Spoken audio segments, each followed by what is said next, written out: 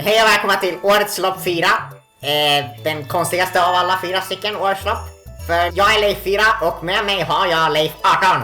Hej allihopa! Välkommen till nyårets lopp! Hej! Ja, idag så är vi så coola att vi bara hittade på en grej. Och med det menar jag att vi retconnar allt som hänt i hela Beastars. Och med det menar jag att vi snor Mother's Basement, Jojo's Bizarre Adventure Cheat Sheet. För det här är typ strukturerat exakt som den, förutom att den här är bättre, objectively, eller hur? Du som vet någonting om vad jag pratar om. Jag håller med faktiskt väldigt mycket. Det här är den bästa videon som har skapats på hela YouTube. Exakt. Och så, idag så har vi varken att Leo är fast i en loop, Nemo är fast i en loop, eller att vi alla sjunger en sång. Vilket, om ni inte förstår någonting av vad jag pratar om så kommer ni förstå det av den här 5 biljoner långa avsnittet. Ja, men idag så ska vi bara gå igenom allt som har hänt hittills eftersom upload-datesen på vår YouTube-kanal är väldigt konstiga. Och ibland så är det lite tidsresor som att våra vänner har en arsenal av overpowered grejer och med det menar jag bara en grej och det heter datorn. Det är ungefär som Shrek, om ni har sett Shrek, förutom att Shrek inte är med och åsnan inte är med och ingen annan karaktär från Shrek är med. Plus att de har en... Det är inte alls som Shrek alls förresten. Men det är typ som Shrek. Det är en bra analogy. Vi har här idag på nyår till 2020. Vi vet inte om det här kommer släppas 2020 eller inte. Det beror på om vi är bra på att trappa lika snabbt som Evert Taube. Bara så ni vet, allt som vi säger idag här är teorier och vi vet inte absolut någonting som händer, för det kan man inte göra enligt kvantfysik, så ingen bryr sig. Och vi kommer inte fortsätta nämna det, men allt är bara spekulering i grund och botten. Förutom det som finns footage på. Så ja, vad vill du säga någonting? Jag tror att inget är bevisat om det inte finns footage. Precis som du sa, jag håller med om det. Hello internet! Welcome to Film Theory! Today we have a look at... Spaghetti. Världens historik? Frågetecken? I'm so heavy. Vomit on the sweater already! Mom's ex-boyfriend!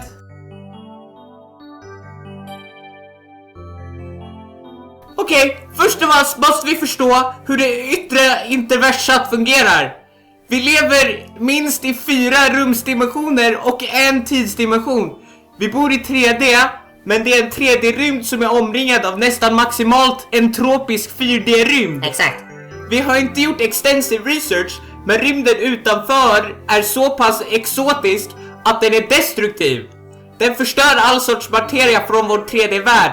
Som tur är det mycket svårt för 4D-rymden att komma in i vår värld, eftersom vi enligt den är oändligt tunn i en dimension. Det gör att allt bara går igenom oss. Det finns också en energibarriär man måste överskrida för att åka från 3D, 4D eller vice versa. Men en tropisk jämvikt garanterar att destruktivitet inte kommer till vår värld. Om inte det uppkommer en slumpmässig minskning i entropi liknande det som skapade världen. Jag Visst håller är jag med. smart? Ja, okej. Men tyvärr har vi redan ljugit om 2 saker. Först av allt, förstör inte den destruktiva rymden med all materia. Den förstör bara oskyddad materia. Exakt som jag sa till din mamma. Datorn har gjorts för att skydda i denna kapacitet. Men vi förstår inte vilka detaljer som gör att man inte kan raderas. För det är väldigt konstigt att bara vissa grejer kan göra det. Men det kanske har något att göra med hypersfärsvibrationer eller tid. Liksom, de är väldigt coola saker. För ibland verkar faktiskt inte rymden där ute ha tid som vi kallar det. Vilket borde vara omöjligt. Men vi återkommer om svar med detta i framtiden, om du förstår mig. För andra sa vi att det är svårt att komma in i vårt universum. Det är korrekt med en gigantisk asterisk. Kolla, tänk er korrekt. Och sen så är det en asterisk som är typ 10 gånger större än ordet korrekt. Wow, wow, det är väldigt stort. Ja, visualisera det och sen ignorera det för att det var ett sidospår. Men denna asterisk är en subatomär substans vid namn Life. Ni har säkert hört talas om den i vår serie #bilsnack. Ja, gå alla och kolla på den där uppe någonstans. Life kan bara tas upp av levande varelser. Och maskiner, vilka vi låtsas inte är levande varelser, för annars är det här lite Evangelion om du förstår mig. Jag vet inte vad Evangelion är, men i princip kan man definiera liv utifrån att det tar upp life, exakt som vi tar upp syre för att leva. Leifs verkar också skapa life hela tiden av någon anledning. Men det är mycket enkelt att åka mellan dimensioner för life. En annan sak är att det finns mycket mer life utanför i 4D. Så snabbt life omvandlas till något annat kommer life från 4D att vilja fylla hålet. Enkel equilibrium-logik. Ja, exakt. Equilibrium-logik. Men i 4D för väldigt länge sedan, cirka 13,8 miljarder år sedan, skapades all vår kedjerymd. Det uppkom genom att en quantum fluctuation gav upphov till rymd som inte var destruktiv. Wow, vilken cool grej. Vilket formade sig till en hypercylinder vars ändar vi inte kunnat definiera än. Vi vet ingenting om de går till oändlighet eller inte, eftersom vi lever bara på en rätvinklig ring på cylindern ungefär. Som enligt oss betyder att man kan åka åt ett håll i rymden och komma tillbaka till samma ställe, men bara ett av våra 3 rumsdimensioner. Kolla på vår video om det här för mer information. Den är faktiskt narrated av mig. Cylindern började expandera rejält, men nu har den saktat av. Vi antar att alla eventuella partiklar som vi saknar sögs ut till 4D-rymden. Antingen för att de var så tunga att deras relativistiska energi var nog för att bryta sig ut, eller för att de drogs ut då de löste sig med 4D-rymden. Lika löser lika liksom. Exotiska partiklarna skapade därmed all life med mera. Nu blir det svårt. Vi vet ju inte exakt all mänsklig eller prehumans historia, eftersom allt inte är nedskrivet. Men vi kan ändå gissa oss fram. Vi kanske uppkom vid liknande tid i alla 200 universum som vi lever tillsammans i idag. Eller inte. Det kanske finns eller fanns liv nära där du bor eller inte. Vi ska inte ta upp Fermi-paradoxen här nu, även om den är falsk ifall vi hittat liv i dessa universum som är rumsligt ihopsatta. Men ingen bryr sig. Liksom mitt universum är dött just nu eftersom jag skulle vattna plantor och sånt. Som en side-note som inte kommer vara så viktig längre in vill vi bara skryta och coina en ny term. Bilum. Ja! Bilum är ämnet, eller vad det än är, som tillåter liv och alla life-maskiner att ta upp life. Det ger essens till livet. Och varför inte ha ett coolt namn på det liksom? Ja, exakt. Det var ju faktiskt det coolaste namn vi kunde komma på. Vi liksom skrev upp 3 grejer på en lista och så valde vi den coolaste. Ja, exakt. Vi skrev upp 365 Bilum och Mammum. Och det var det coolaste. Ja, eftersom att fansen heter ju Solar så vi kan inte sno det om du förstår mig. Eller vad de nu heter.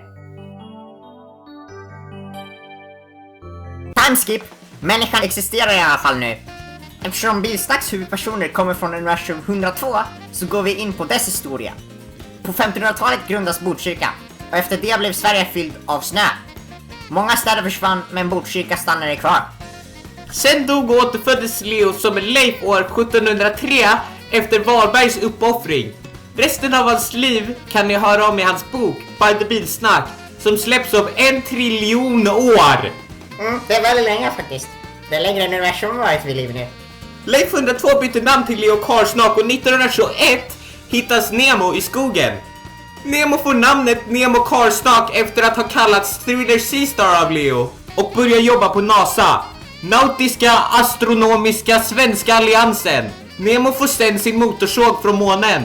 År 1983, flera ljusår därifrån, på planeten Sarx Ace, föds Hugo Basquero. Ett interplanetärt krig startas när Hugo är 2 år gammal. Och vid 7 års ålder skickas han iväg med besked från Illuminati för att förstöra Loomis på Bilsnacks planet. 1991 föds Johnny Johnnyson, som tar över The Bill Shack, som vi kallar det, efter sin pappa. Johnny märker att Illuminati håller på lite här och där och börjar bli paranoid och leta efter sanningen. Han höll på att gå med dem på grund av att det händer när man försöker visa att det finns en connection. Vi vet inte mer om detta ämne. Från 2010 till 2016 går Nemo och Leo på privatskola för att äntligen bli vuxna vid 90 plus års ålder. Varefter de bestämmer sig för att slösa sina liv på YouTube. Eller hur? Up top allihopa! Leo skapar också cringy a cappellas vid denna tid.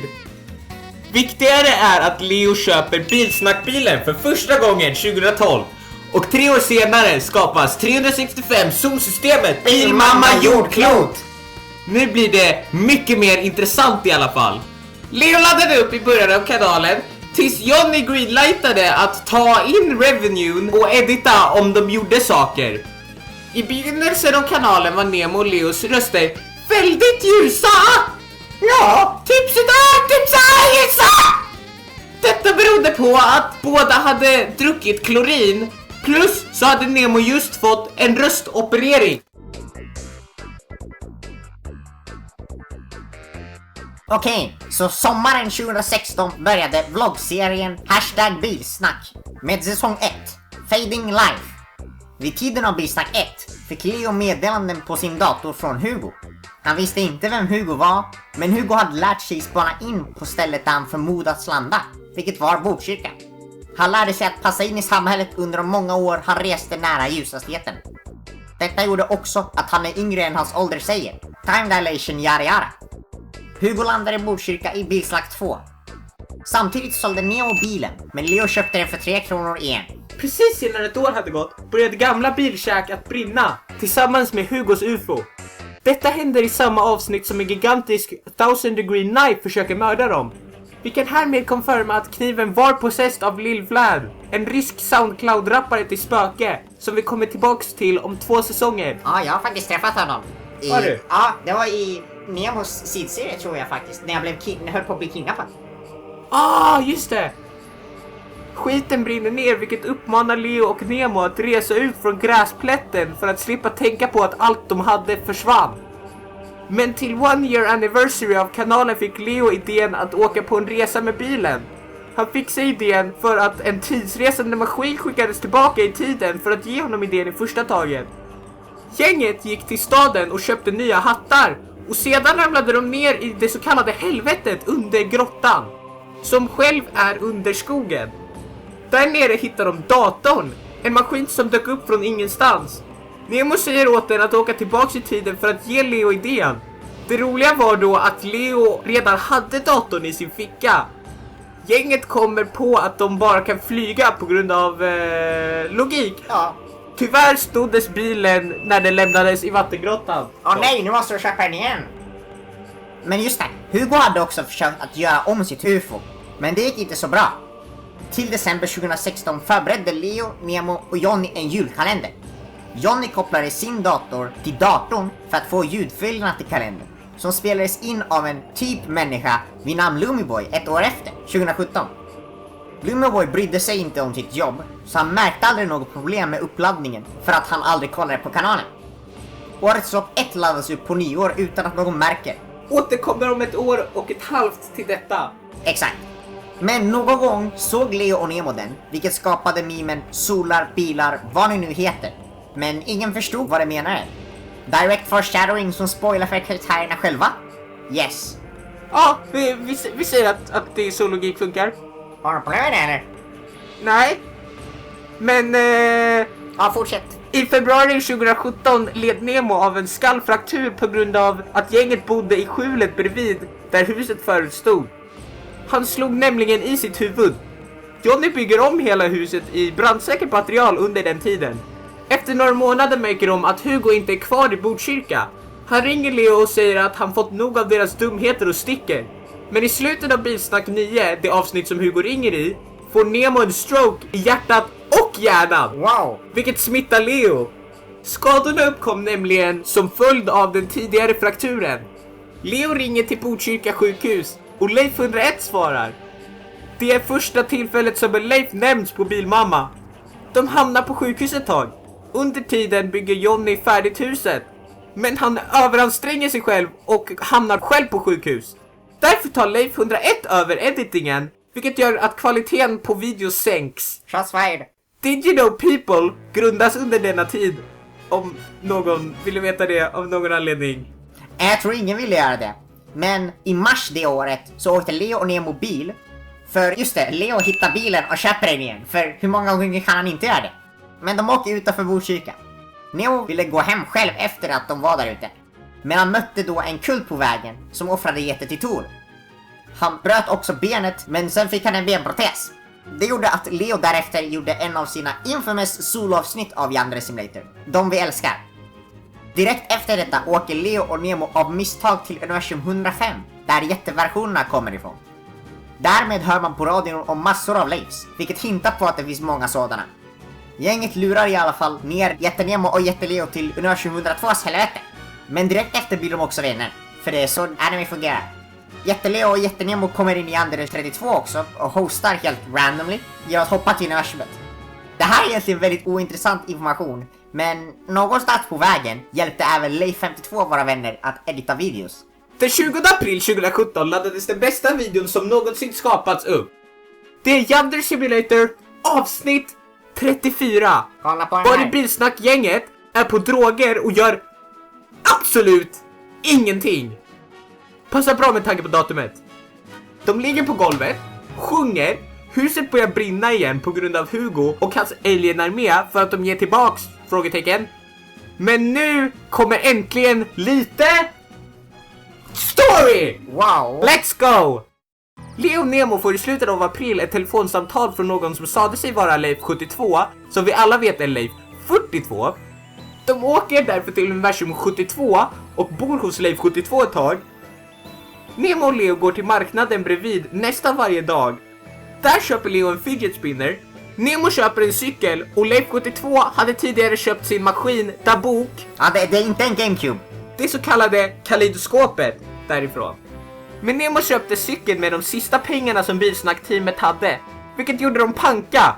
Yander Simulator blir temporärt discontinued medan de är i universum 72 också. När de kom hem igen hade Johnny slängts ut från huset och han hade inte råd med någonting. Då kom antiversionerna från universum 104 och gav gänget jättemycket pengar, eftersom motsatsen till inga pengar är alla pengar. De tar sen med Leo och Nemo till anti-universumet och lämnar Johnny att köpa tillbaks allt de ägde. Brorsmännen åker, efter att ha varit i universum 104 ett tag, till universum 42. För att de satte datorn på att åka till random universum, vilket är en staple av våra vänner. Rätt som var hittar de Leif 42, som var personen som hade ringt.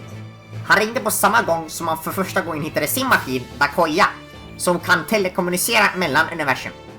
Leif 42 aktiverar datorn så att de hamnar i universum 27, i ett hus som liknar Bilsnacks nya garage. De blir stämda av personen som bor där, vilket leder till att de hamnar i fängelse av Leif 100 i universum 100. De hade inte råd med en lawyer eller något, så de tvingades vara med den korrupta polisen. Som antagligen själv bestämde deras straff. Med detta började säsong 2 av Bilsnack, Danger Zone. Säsong 2 handlar i första hand om att bryta sig ut ur fängelset, men i andra hand börjar Bilsnack-teamet hjälpa Leifs efter att de flydde. I början använde de slockemoppen som Leif 42 hade och som en vägg i fängelset pratade om. På väggen stod det test, fast med ä också. Mystiskt. Då möter de Leif 100, som Leif 42 blir triggered på och gör sin oslagbara slagspark, vilket gör att Leif 100 flyger iväg från fängelseön och dör. De vandrar runt i fängelset, möter vad vi kallar Duty Boy för första gången. En karaktär som återkommer senare, då styrd av Loomis. Leo, Nemo och Leif 42 åker med en teleportpad tillbaks till deras hus. De bestämmer sig sen för att visa Leif 42 för Leif 72 som en rolig grej. När de skulle åka tillbaka så åkte även Leif 72 med av misstag, då Leo aktiverade datorn och Leif 72 ramlade in i dem. Men de hamnar på teleporterpadden när de kommer fram, vilket teleporterar dem till ett oförutsägbart ställe, vilket i det här fallet blev universum 1 i Leif 1s skepp. Ja, just det. Under denna tid skapas också Bilsnack Anime-öppningen, Snoop Dogg's Snipper Clips börjar, och även bästa cooking-showen Thriller Sea-Stars Super Shenanigans. Multidimensionella Leif-nyheterna börjar också sändas i slutet av 2017 för alla 0 personer som kollar på nyheter. Oh shit, mycket händer. Skriften är bara en punktlista vid det här laget. Men Leo annonserar också Bilsnack Adventure, hans spel som nu har släppts. Leif 1 är på väg att rädda Leif 32 som är fångad av en ond polis. Leif 1 dör i omständigheterna, men gänget dödar äntligen polisen när Leif 72 spelar mot datorn, vilket teleporterade honom till ett annat universum. Roligt nog var det universum 102 i Botkyrka, men vi kommer tillbaks till det om några avsnitt. Nemo och Leo tar an att ta över jobbet från Leif 1, vilket var att rädda Leifs i nöd och eventuellt skicka tillbaka dem till sitt eget universum. Vilket han för den delen aldrig prickade helt rätt på. Am I right, boys? Därefter är det egentligen bara ett montage av Leo och Nemo som räddar Leifs, nämligen Leif 33 från Leif 17 och Leif 128 från Anime-villen. Därefter kidnappas resten som de räddar på grund av att de har maskiner som verkar intressanta. Dessa är Leif 18, den bästa, Oj! Leif 150 och Och Leif 192 som är en person som är väldigt smart. Han har typ så här 17 PhDs i typ så här anime studies eller något sånt, jag vet inte. Och alla räddas från anime-velen. Däremellan släpps den andra årliga Halloween-videon ut, där Leif 103, Onda Leo och Onda Nemo gör en bilhat. På något sätt kommer Leo och Nemo in i deras universum på ett liknande sätt till Leif 72. Väldigt mystiskt. Nemo och Leo försöker fly från universum 103, medan de verkligen inte visste vart de var, samtidigt som de trodde att de onda versionerna förde dem dit. Leo hade också glömt datorn, så de kom snabbt på att de inte kunde komma därifrån. Men till slut kommer Leo och Nemo för framtiden, år 2069, och skickar tillbaks dem. Direkt efter åker boysen till månen på universum 1, där de möter mig, Leif 4. De tar depressiva medel för att kolla om universum 0 finns.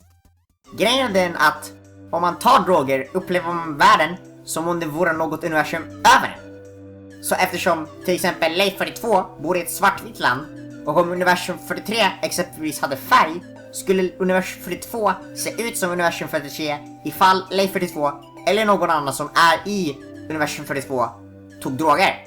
Det skulle alltså vara i färg. Men det finns ju bara universum 1 till 200, och efter 200 kommer 1 igen. Därför kollade Bislack-teamet ifall man kunde ta motsatsen till droger, depressiva medel, för att gå neråt i diverse upplevelser. Då hamnade de i en koma där de såg allt blockigt. Allt spelades in och vi brukar inte prata om vad som hände därefter.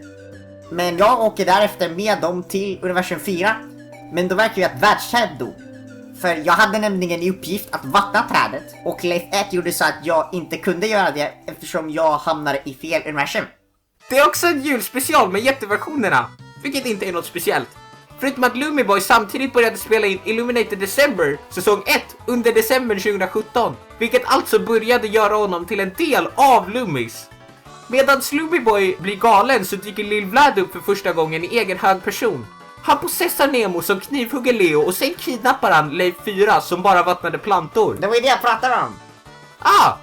Just det. Efter nyår så började Nemo spela Undertale för första gången. Sen glömmer de bort det ett år. Vilket är väldigt, väldigt smart gjort, guys. Sista Leif-nyheterna sänds medan säsongen går mot sitt slut. Men innan det så händer Bilsnack 6, där Lumiboy hackar kanalen och sen kidnappar han Leo och Nemo. Leif-versumet, som är en pocket universe som man kommer in till genom Bilshack, där alla coola Leifsen bor, stängs helt. Och Johnny går under radarn då han redan förberett sig mot Illuminatis attack enligt hans tidigare nämnda paranoiditet. Elen försvinner från huset, men extra generator går på och Lumiboy börjar sin plan för att försöka ta över världen. Första aprilvideon Illuminated April med Bonzi Buddy görs. Innan Johnny dog så förklarade han sin del. För Johnny är död, you guys. Och med hjälp av våra smarta hjärnor har vi nog en ganska bra teori om vad fan den videon var. Vi tror att Bonzi Buddy var ett virus som Lumiboy installerade på Johnnys datorer. Johnny visste inte om det först, men Lumiboy var inte helt förberedd heller. Datorn höll faktiskt på att kompressa Beastlack 6-video, så när viruset aktiverades fuckade hela datorn upp. Det gjorde att Beastlack-videon var lite corrupted, medan Bonzi Buddy tog den mesta skadan. Men det verkar som att Lumiboy ville testa ifall en AI kunde confirma att saker var Illuminati. För att kanske genom teknik få alla som kollar på videon att även de blir hjärntvättade. Däremot gjorde corruptionen att Bonzi Buddy inte ville confirma Illuminati, vilket man kan se i Harambe is Illuminati. Videon laddades upp utan att Johnny såg det, och sedan deaktiverade Lumiboy viruset. Men han kunde fortfarande använda den som en bakdörr till datorn, vilket gjorde att han kunde attackera Johnny i Johnnys Archives 3, för att Johnny satte på sin dator. Nemo och Leo är fast i varsitt årets lopp. Det är typ pseudopocket-universum bredvid universumet i 4D, fast de baseras på ens drömmar. Det liknar universum 0 som The Present Trippen var i. Exakt. De loopar i oändlighet, men en och den enda äkta Leon Antagligen, hoppas vi. blir överförd till Nemos årets lopp. Vi förmodar att det hände som en kvantprobabilitet. Men eftersom loppen i princip hände ett oändligt antal gånger så var det garanterat att hända. Nemo och Leo får tillsammans tillbaka sina minnen om att de kidnappades och skickades in i maskinen för att fastna där för evigt. Men Leo säger åt datorn att ta ut dem från loppen. Datorn tar tid på sig för att den samlar upp all footage från båda deras kameror och skickar av misstag dem tillbaka i tiden. Namnet Årets lopp var passande eftersom första footagen av Leos Årets lopp åkte tillbaks i tiden till 2016 som vi nämnde. Nemo skickades tillbaks några månader till nyår 2017. Därefter var det en nyårstradition och därför är vi här idag. När Leo och Nemo kom till huset så var allt helt förstört. Illuminati hade försökt förstöra huset men den stod fortfarande kvar. Johnny började fixa huset och alla började leva lite mer vanligt igen för att hålla lugnet. Looneyboy startar säsong 2 av Illuminated December som aldrig avslutades. Johnnys archives börjar laddas upp där Johnny visar sina upplevelser av Illuminatis influens. Första avsnittet visar hur Looneyboy snor datorn och startar sin armé. Den andra visar hur Illuminati tar över hela televisionen och radion i universumet. Bisak-teamet hittar på Operation Leafy för att infiltrera Illuminati. Planen initieras och då träffas Erik för första gången. Genom Leif 192 och Leif 18s äventyr genom den oändliga bakdörren till Loomis-basen. Leo och Nemo fightas mot massa Loomis-medlemmar från huvudingången, inklusive hypnotiserade Woodman och Old Person som var med i Illuminated December och har en historia med Looneyboy. Leo och Nemo möter Leif 192, Leif 18 och Erik medan de andra stannar i Bill Shack för att hjälpa dem på distans. De träffar också på Hugo som kollar på Illuminati eftersom han från början skulle förstöra dem. Sen blir det ett klimaktisk showdown den 11 april 2018, den dag då världen skulle gått under, klockan 13:36. Våra hjältar attackerar var för sig, vilket inte räcker, så Erik spränger sig själv. Leetboy kommer in medan Rubyboy aktiverar maskinen de skapat, roboten, som börjar suga upp life och kräva allt liv i alla universum. Han expanderar things you can do online now guys och inget kan stoppa honom. Fast Leo och Nemo från 2069 kommer och gör Looneyboy yr igen så att maskinen stängs av. Eftersom avsnitten måste innehålla 4 jävla plot twists så är det fortfarande inte nog, men då kommer Leif 42 från ingenstans och stoppar Looneyboy 666 för gott.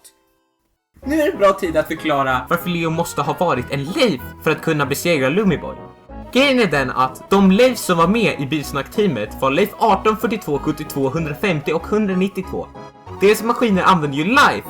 Men från experiment så vet vi att Leifs också skapar life. Maskinerna innehåller en enorm potentiell energi omvandlat från life energy. Men enligt uträkningarna så borde energin inte räckt mot Looneyboy. Ja, det är rätt. Man kan se det i mitt hologram som jag installerade. Men det roliga är att Leo hade en maskin också. Den använde life. Om Leo inte kunde skapa life så skulle den inte fungera som den ska. Leo är också nära besläktat med namnet Leif. Det som till slut bevisade att Leif 102 måste ha varit med och stoppat Loomis är universumsnumren. 18, 42, 72, 102, 150 och 192 är tillsammans en stark kombination. Men de följer också ett mönster. Alla 6 är mellan primtalstvillingar. Låt mig förklara. Primtal är inte jämnt delbara med något annat än 1 och det talet. De är randomly distributed över alla nummer, men det finns olika sorters primtal. Primtalstvillingar är par av primtal som skiljer med 2. Till exempel, 5 är ett primtal och 7 är ett primtal. Differensen mellan dem är 2, så de är primtalstvillingar. Men dessa 6 universumtal är alla mellan 2 primtal, vilket också är medelvärdet mellan primtalstvillingarna. I exemplet är medelvärdet såklart 6, så 6 är med i sekvensen. Men vi hade ingen Leif 6 med. Det är för att numren är i intervaller. Det här är hela sekvensen upp till 200. Antalet universum om det som är förut. Den första är basen. Det är jag. Jag hade ingen maskin, men eftersom att ett typ är primtal men att den förstör för alla andra så är jag en speciell bisnack Leif. Hoppen är i längderna 3, 2, 2, 1, 3 och 2. Betydelsen är inte förstådd, men jag antar att det absolut inte har något med något att göra. Om inte det fanns en Leif mellan 150 och 72 så antingen 102, 108 eller 138 skulle det vara ett mellanrum på 4 och då skulle det vara en statistiskt signifikant avvikelse. Kraftuträkningen ger för låga värden. Leo är den enda kandidaten eftersom inga andra Leifs hjälpte till alls. Och så hade Leo sin datorn. Hur som helst, efter världens inte undergång släpps Bisak Adventure. Link in description. På Hitlers födelsedag 4:20 och ingen bryr sig. Bisnacket efter får Lumiboy samma treatment som Nemo och Leo fick. De stoppar in honom i drömuniversummaskinen som årets lopp var i. Vilket leder Lumiboy till hans värsta mardröm. Shrekverse, eller vad man nu vill kalla det.